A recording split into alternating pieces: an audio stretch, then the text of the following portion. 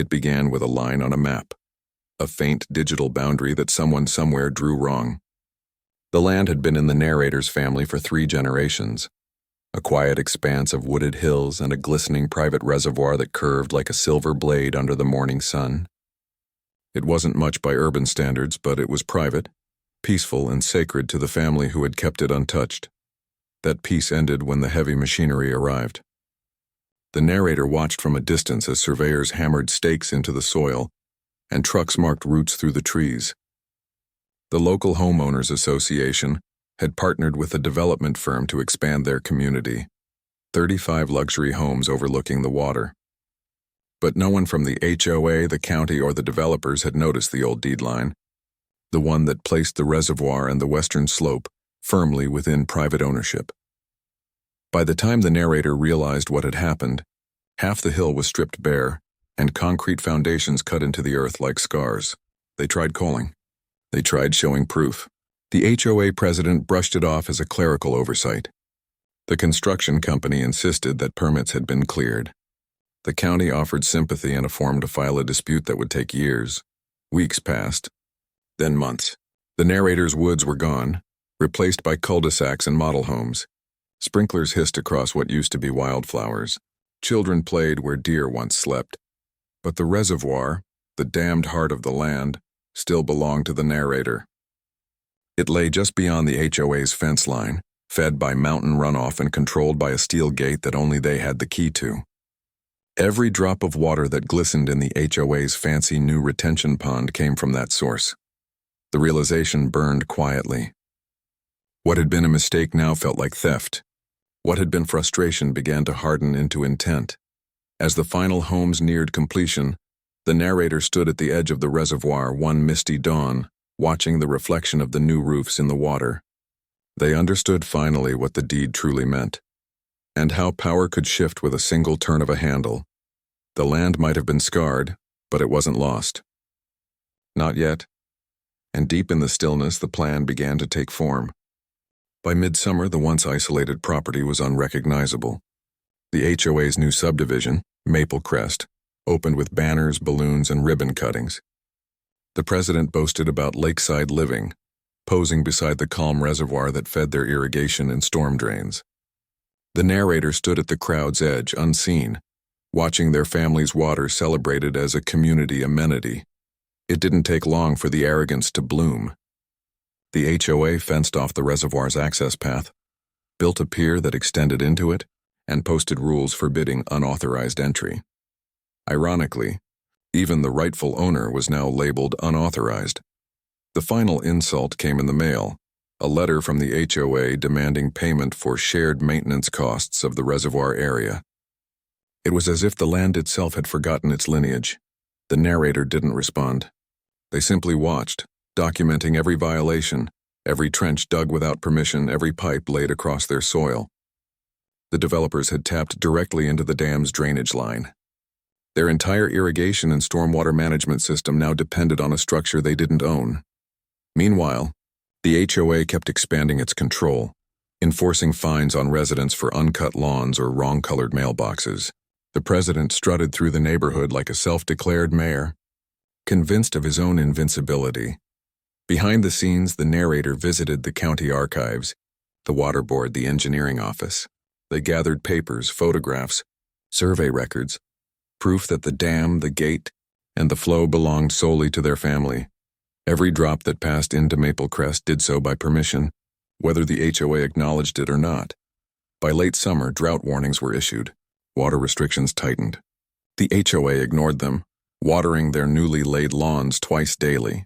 The reservoir level dropped steadily, exposing old stumps and cracked mud. Still, the president assured residents that the community lake would be fine. But one person knew the truth, and how fragile that comfort really was.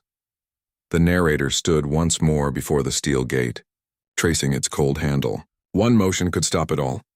Another could unleash everything. They weren't ready yet. Not until the paperwork was airtight, the evidence secure, the intent untraceable. And as dusk settled, the hum of sprinklers echoed from below, drawing greedily from what wasn't theirs. The notice came one gray morning.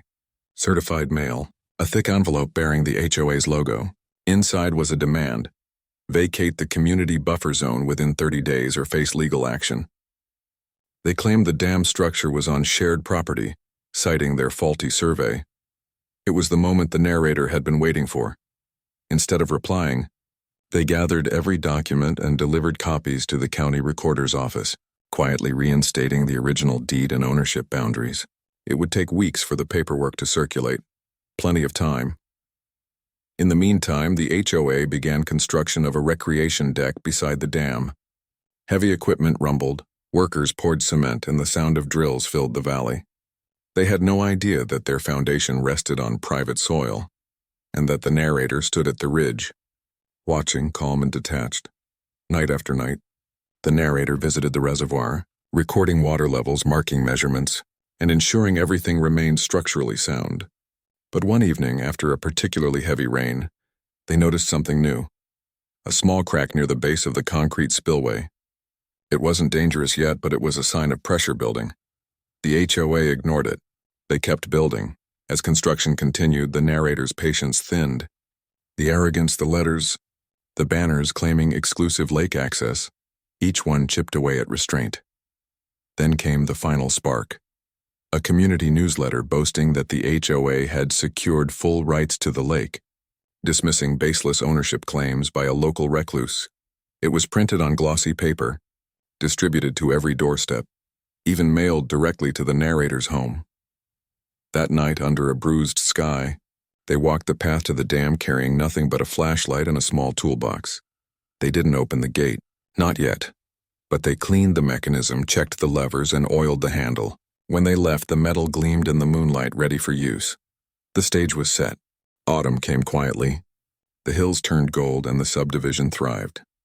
Children biked along paved roads. The HOA threw harvest festivals beside the community lake, stringing lights across what wasn't theirs. From above, everything looked peaceful. A picture-perfect neighborhood built on borrowed land. But beneath that peace, tension grew. The dam's waterline had risen after weeks of rain. The soil beneath the new deck softened. Cracks spread along the lower spillway, invisible to most, but not to the narrator. They had warned no one. Why would they? The HOA had made it clear they wanted full control, so now they could have it, all of it. At night, the narrator would stand by the reservoir, listening to the wind, the faint creak of metal, the whisper of water pressing against the gate. They didn't see themselves as vengeful, only balanced. Justice, after all, was about returning things to their rightful state. Meanwhile, the HOA hosted its biggest event yet, the Maple Crest Waterfront Gala. Families danced near the shore, lights reflected in the calm water, and the president gave speeches about community prosperity. Cameras flashed, laughter echoed, and the dam held steady, for now. The next morning, heavy rain began. It fell for 2 days straight, swelling creeks and rivers, feeding the reservoir to the brim.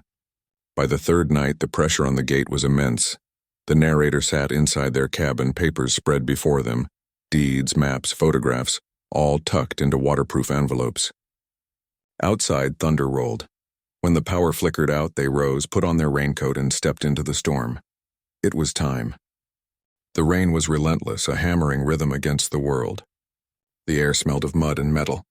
The narrator moved through the dark with quiet certainty, flashlight beams slicing through the mist. At the dam, the water roared, clawing at the spillway, desperate for release. The steel handle glistened under the beam. They paused only once, to look at the lights of Maple Crest shimmering below, warm and bright, each home oblivious to what rested just uphill. Then, with steady hands, they turned the valve. The groan of metal echoed like thunder's twin. Water surged forward, foaming and furious, tearing through the channel and down the slope. Within moments, the trickle became a flood, rushing toward the manicured lawns and cul-de-sacs below. Streetlights flickered. Alarms blared. The perfect neighborhood began to drown in its own theft. The narrator stood unmoving, rain soaking through their clothes, watching as the water reclaimed what had been taken. The pier cracked, the recreation deck split apart, and the HOA president's pristine front yard became a riverbed. They didn't feel triumph, only a strange, heavy calm. The reservoir finally exhaled, and the balance was restored. Hours later, when the rain stopped, silence returned. Broken only by the distant sirens and the hiss of receding water, the dam's gate swung half open, still dripping, its purpose fulfilled. Morning revealed the truth. Maple Crest was ruined. Streets were caked in silt, lawns stripped bare, and several homes were uninhabitable. News crews swarmed the area. The HOA president, drenched and dazed, stood beside reporters insisting it was a natural disaster. But the county engineers saw otherwise. They traced the flood's path, examined the dam, and discovered the unauthorized pipes and trenches that had violated water codes. The investigation shifted quickly, not toward the dam's owner, but toward the HOA that had illegally tampered with it. The narrator said little. Their property lines were intact, their deeds public, their actions unproven. Officially, the flood was ruled a result of overpressure following structural interference. Within weeks, the development company withdrew. Homeowners filed claims. The HOA dissolved under lawsuits and debt. The land, now scarred and silent, began to heal. Grass grew back around the reservoir. Birds returned. And every so often the narrator would walk to the dam, listening to the soft murmur of water. Steady, controlled, obedient once more. It wasn't revenge. It was reclamation. And far below, the broken remnants of Maple Crest lay as a reminder. Some boundaries are written on paper. Others are carved by the flow of water itself.